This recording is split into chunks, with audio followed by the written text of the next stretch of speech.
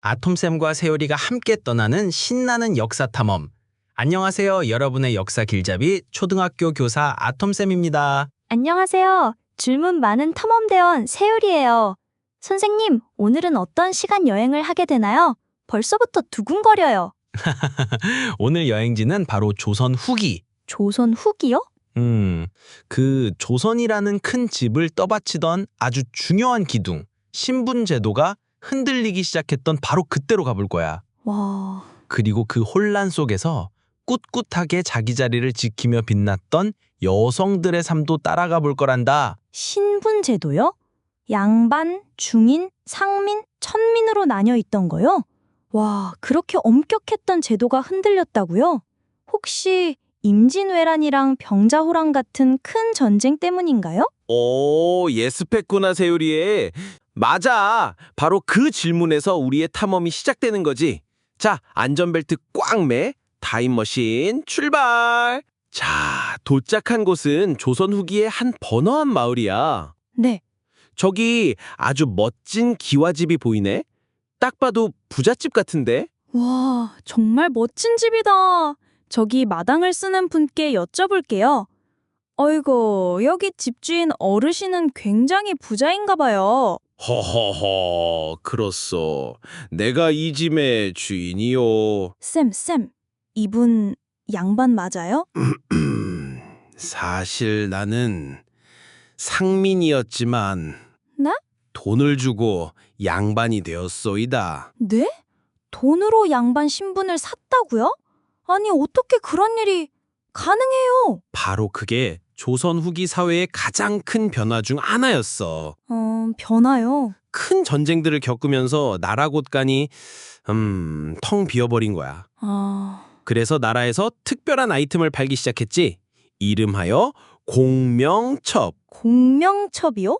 그게 뭔데요? 한자로 빌공, 이름명, 문서첩. 공명첩이요? 말 그대로 이름 쓰는 칸이 비어있는 양반 임명장이었어. 와, 돈 많은 상민이 나라에 곡식이나 동을 내고 이 공명첩을 사서 자기 이름을 딱 써넣으면 바로 그 순간부터 세금도 군대도 면제되는 양반이 되는 거지. 헐, 완전 신분 상승 치트키네요.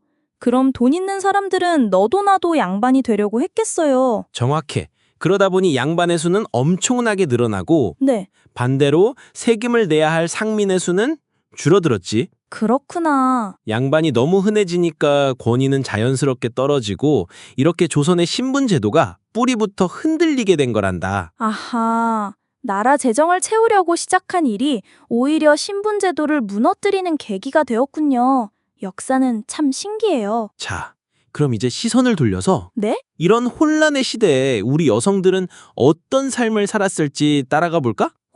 갑자기 분위기가 차분해졌어요. 여긴 집 안 같은데 좀 답답한 느낌이 들어요. 이곳은 조선 후기 여성들의 주된 공간이었던 안채야. 안채요? 남성들이 손님을 맞이하고 공부하던 사랑채와는 분리된 집 가장 안쪽 공간이었지. 당시 여성들은 남녀 7세 부동석, 즉 7살만 되면 남자와 다른 자리에 있어야 한다는 엄격한 규칙 속에서 살았어. 그럼 학교도 못 가고 친구들이랑 맘대로 놀지도 못했겠네요. 하루 종일 집안일만 하고요.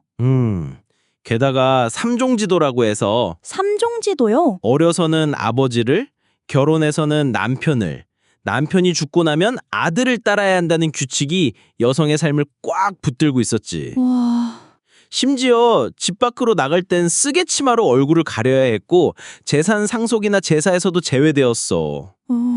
듣기만 해도 가슴이 답답해요. 그 시대에 여성으로 태어났다는 게 너무 서글프게 느껴져요. 하지만 네, 바로 그런 시대였기에 네. 그 어둠을 뚫고 스스로 빛을 낸 여성들의 이야기가 더욱 위대하게 다가오는 법이지. 오, 첫 번째 주인공, 우리에게도 아주 익숙한 분이야. 5만 원 지폐에서 매일 만나는 분. 아, 신사임당이요. 5,000원권에 계신 율곡 이이의 어머니시잖아요.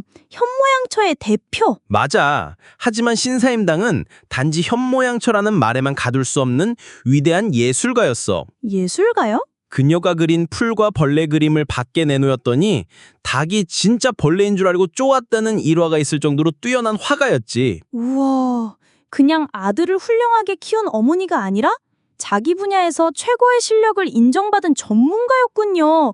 정말 멋져요. 두 번째 주인공은 비운의 천재 시인 허난설원이야. 허난설원이요? 소설 홍길동전을 쓴 허균의 누나인데 어렸을 때부터 시에 천부적인 재능을 보였지. 우와. 하지만 결혼 후 여자가 무슨 시냐 하는 구박과 자식들을 잃는 큰 슬픔을 겪다가 27살의 젊은 나이에 세상을 떠나고 말아. 너무 안타까워요.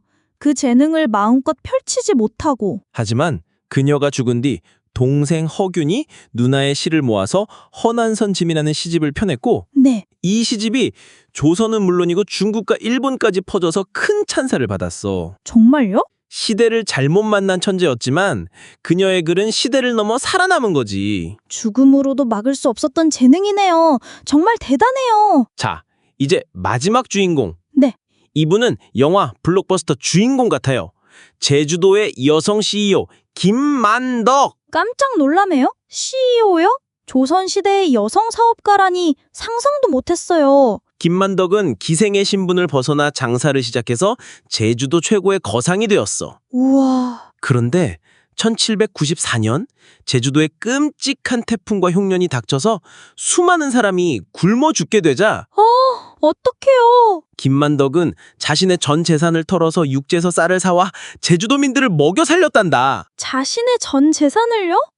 와, 돈을 버는 것도 대단하지만 다른 사람을 위해 모든 걸 내놓는 건 정말 아무나 할 수 있는 일이 아니잖아요. 바로 그거야. 네. 이 소식을 들은 정주임김님은 그녀를 궁궐로 불러서 여성의 몸으로 큰 재산을 모은 것도 대단하지만 다른 사람을 생각하는 그 마음이 참으로 아름답다 하면서 여성에게 내릴 수 있는 최고의 벼슬을 내렸어. 정말 감동적이에요. 신분 제도가 흔들리고 여성의 삶이 억압받던 시대였지만 신사임당, 허난설원, 김만덕 같은 분들이 자신의 자리에서 최선을 다해 큰 발자국을 남겼네요. 그렇지. 네, 시대의 한계에 굴복하지 않고 자신의 길을 걸어간 그들의 용기와 도전이 오늘 우리에게도 큰 울림을 주는 것 같아. 네, 선생님. 오늘 이야기 정말 잊지 못할 거예요. 자, 그럼 오늘 방송을 마무리하면서 우리 친구들에게 질문 하나를 남길게. 우리는 이제 모두가 평등한 시대에 살고 있잖아? 네. 만약 신사임당, 허난설원, 김만덕이 지금 이 시대에 태어났다면 과연 어떤 모습으로 자신의 꿈을 펼치고 있을까? 한번 상상해보면 어떨까? 와, 재미있는 질문이에요. 저는 곰곰이 생각해 볼래요. 그래. 그럼 아톰쌤과 세율이는 다음 시간에 더 흥미진진한 역사 이야기로 돌아올게. 여러분, 안녕! 안녕히 계세요.